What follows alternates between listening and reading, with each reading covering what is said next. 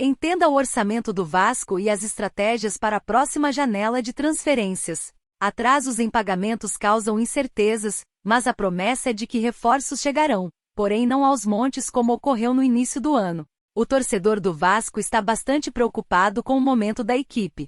Sem vencer a 6 jogos, o Cruz Maltino está na zona de rebaixamento, o que motivou protestos nos últimos dias. Os principais alvos dos manifestantes foram Josh Vander, sócio fundador da 777 Partners, os dirigentes Luiz Melo, Paulo Brax e Abel Braga, e o técnico Maurício Barbieri. Nenhum jogador foi citado nominalmente, mas o time foi lembrado em uma faixa que o chamava de frouxo. O elenco tem se mostrado insuficiente para disputar o Campeonato Brasileiro sem sustos.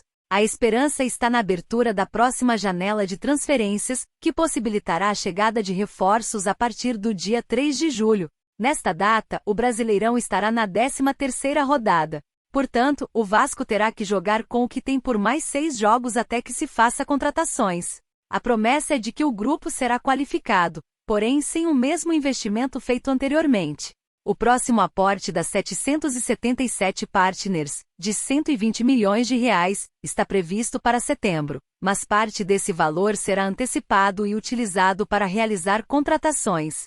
A estratégia para essa janela de transferências será diferente da anterior, quando se comprometeu 110 milhões de reais na compra de jogadores, muitos deles adquiridos de forma parcelada, comprometendo o investimento que está por vir. Do valor que será antecipado, cerca de 20 milhões de reais deverão ser usados na compra de direitos econômicos e luvas, que é uma remuneração paga ao jogador na assinatura do contrato. O foco, portanto, estará em atletas que ficarão livres no meio do ano.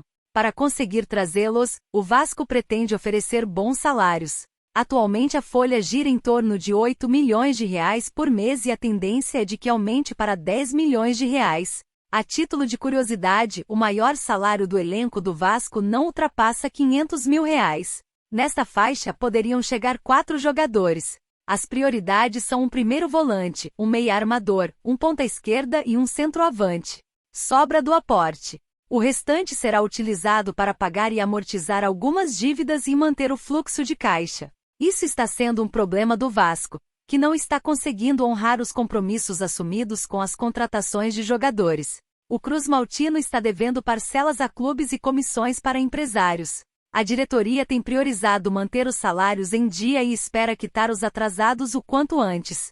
Esse problema de fluxo de caixa se explica pela receita do Vasco, que ainda é insuficiente para pagar a folha salarial, os custos operacionais com o CTS Moacir Barbosa e da base, sede administrativa, manutenção e aluguel de São Januário, dívidas e mais contratações de jogadores.